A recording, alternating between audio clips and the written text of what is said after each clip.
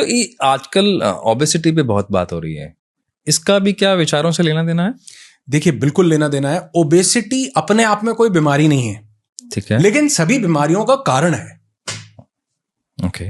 Obesity से कोई दिक्कत तो कुछ नहीं होती, ओबेसिटी क्या कर रही है, लेकिन एक्चुअल में जब ओबेसिटी बढ़ती है तो आप देखो, ओबेसिटी जो आपको बाहर के लेवल पर दिख रही है वो बाहर बाद में आती है, पहले वो अंदर होती है, जिसको हम लोग विसरल फैट बोलते हैं। ठीक है, बिल्कुल।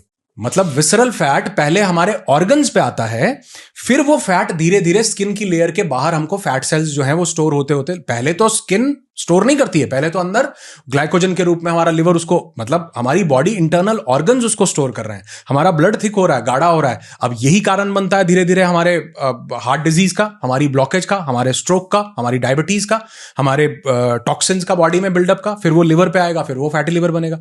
अच्छा, अगर लिवर पे कोई भी चीज आती है तो liver is the master organ, सबसे बड़ा स्किन के बाद, मतलब इंटरनल सबसे बड़ा, बाहर का ऑर्गन तो स्किन है, सबसे बड़ा ऑर्गन हमारा लिवर है इंटरनल। अगर लिवर पे गड़बड़ हुई तो लिवर ही हर एक ऑर्गन को कंट्रोल कर रहा है कहीं ना कहीं।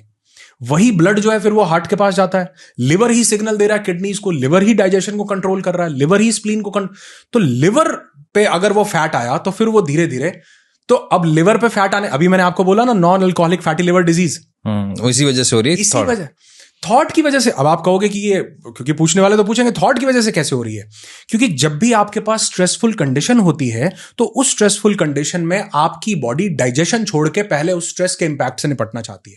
उसकी प्रायोरिटी बदल जाती है बॉडी की, कि मुझे इसको सर्वाइवल मोड पे अगर रखना है तो पहले स्ट्रेस के साथ डील करना पड़ेगा, खाना तो बाद में डाइजेस्ट कर लूंगा। एक इंसान है, घर में बैठा हुआ है, उसके घर पे वो खाना खा रहा है, बड़ा बढ़िया दाल लिट्टी चोखा या फिर दाल बाटी चूरमा, सब बढ़िया एकदम मजेदार। उसके घर पे अटैक होता है, तो अब वो अटैक करने वाले को क्या बोलेगा कि भाई साहब थोड़ी देर रुको, ये केर सांगरी खत्म करने दो, ये लिट्टी चोखा खत्म करने दो, ये दाल बाटी खत्म, फिर आपसे भिड़ता हूं।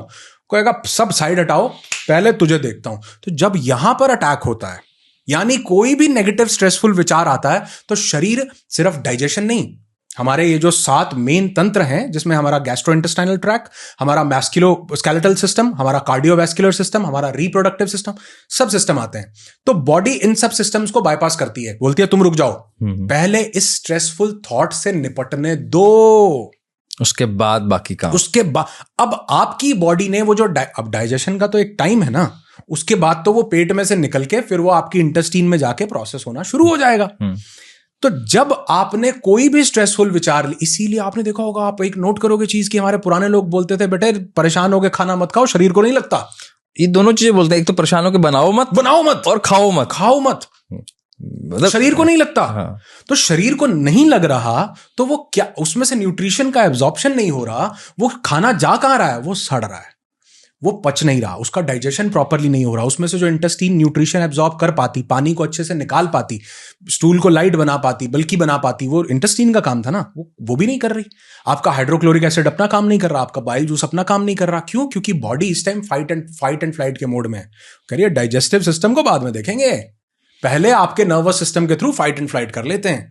तो कहीं ना कहीं जो विचार हैं सब, इसीलिए आप देखो जो इंसान स्ट्रेस में जाता है सबसे पहले उसका पेट गड़बड़ होता है, सबसे पहले आईबीएस होगा, इरिटेबल बाउल सिंड्रोम होगा, एसिडिटी होगी, इंडाइजेशन होगी, अपच होगी, गैस होगी, गैस्ट्राइटिस होगा, सबसे पहले पेट गड़बड़ होगा। तो जहां पेट की गड़बड़ी, वहां वो मल जो है कुपित होने लग जाएगा, मल सही से नहीं निकलेगा, उसमें सारे न्यूट्रिशन है, सारी उसमें चीज अभी भी बची है, पानी उसमें पूरा का पूरा बचा हुआ है। इसीलिए आयुर्वेद ने बोला कि सर्वेषाणाम रोगाणाम निदानम कुपित मलः, हर रोग का निदान करना है तो कुपित मल को निकालना, कुपित मल जो खराब हो रखा है उसको निकालना पड़े। वो क्या है? टॉक्सिन्स है, बिल्डअप हो रखे हैं जो अंदर, क्योंकि बॉडी ने सही से डाइजेशन नहीं किया।